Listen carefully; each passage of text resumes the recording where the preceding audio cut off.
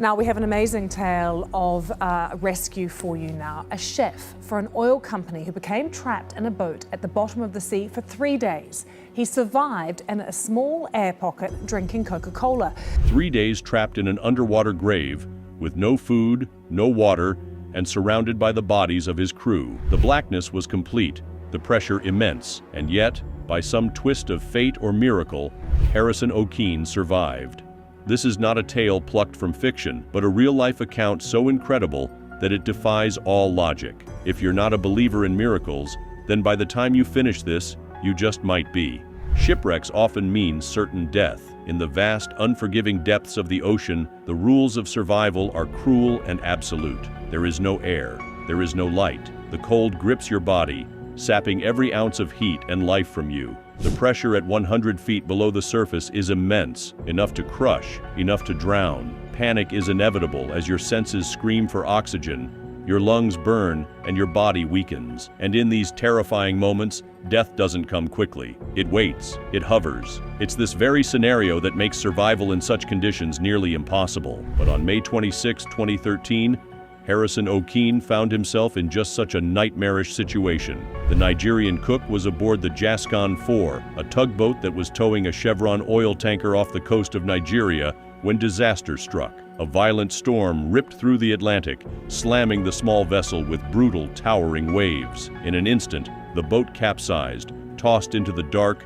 furious depths. Imagine the terror of that moment, the confusion, the desperation as water flooded the ship, snatching at everything in its path. Harrison had been in the bathroom when the ship began its deadly descent. The lights flickered and then vanished, plunging him into a nightmare scenario. He was thrown into the icy water, his world turning upside down, his every breath stolen by the ocean that had now become his enemy. Clinging to life, Okene found himself in a shrinking air pocket, trapped 100 feet beneath the ocean's surface. He was completely alone, entombed in the wreckage, while the bodies of his fellow crew members floated lifeless around him. The overwhelming darkness consumed him, both outside and within. Survival in a shipwreck like this? Almost unheard of. The cold waters alone were enough to induce hypothermia. The absence of food and fresh water would drive a man to madness. And yet, Harrison Okene survived, not just for hours, but for 3 long, torturous days. As Okene floated in the pitch black,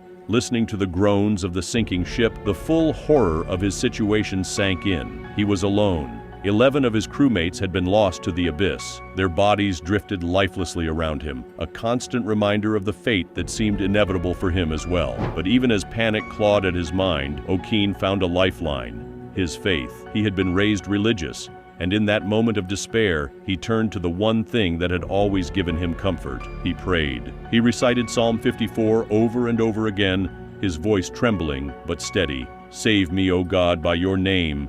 Vindicate me by your might." These words became his anchor, his lifeline, as he sat in the cold, black water, feeling death closing in from every side. Hours passed, turning into days. Okene's body began to fail him. Dehydration set in. His lips cracked. His throat burned with thirst. He rationed his breathing, knowing that the small air pocket wouldn't last forever. And yet, as his body weakened, his mind found strength in prayer.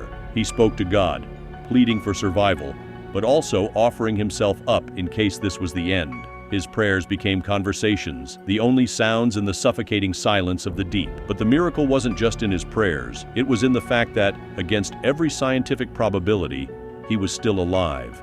The oxygen in his tiny air pocket should have been gone within hours. The cold should have claimed him. The panic should have consumed him. And yet, he survived. It's almost impossible to comprehend how. As Okene himself would later say, "Every breath I took was a gift from God." But it wasn't just divine intervention that kept Okene alive.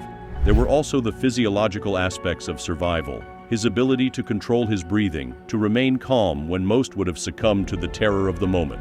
Human bodies are remarkable in their endurance, but Okene's willpower and faith pushed beyond the limits of what anyone could have expected. As his ordeal stretched on, Okene thought of his family. He prayed for them too, asking God and I said, "God, let that will be done as it is in heaven, because I have tried my best," to give them strength if he didn't make it out alive. In those darkest hours, it wasn't just fear that gripped him. It was also a fierce sense of love for the people he was leaving behind. He couldn't bear the thought of them suffering, of not knowing what had happened to him.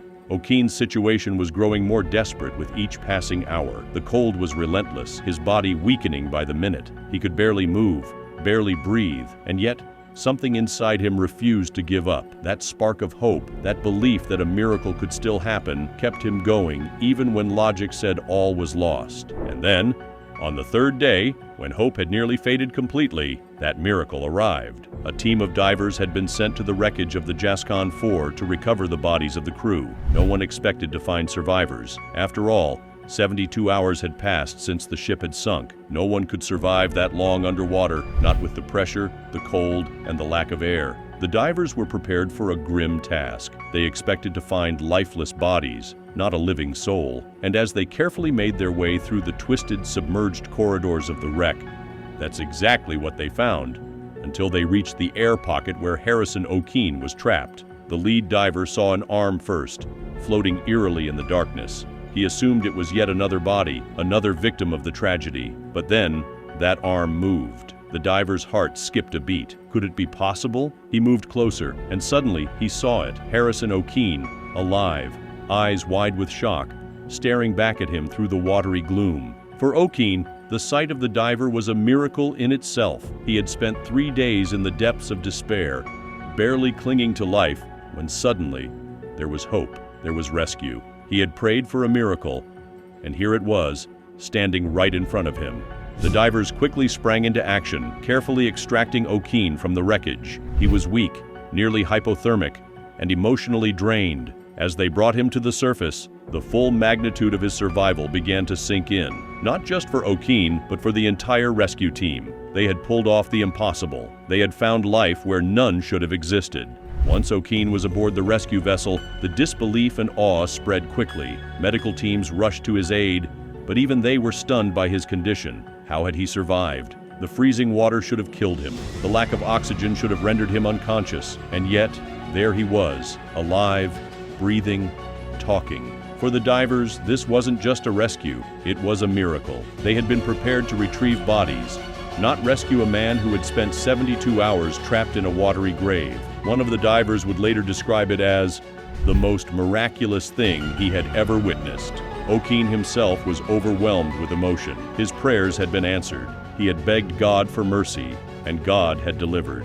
As he sat on the rescue boat, wrapped in blankets and surrounded by disbelief, he knew that his survival was more than just luck. It was divine intervention. Every breath he took, every moment he had survived, was a gift from God. For Harrison Okene, his story is a testament to the power of faith. Trapped 100 feet underwater for 3 days, with no food, no water, and surrounded by death, he had clung to one thing, his belief in a higher power. And in the end, that belief had saved him. Science might explain some parts of his survival, the air pocket, his ability to ration oxygen, but it cannot explain the full extent of the miracle that unfolded in those depths.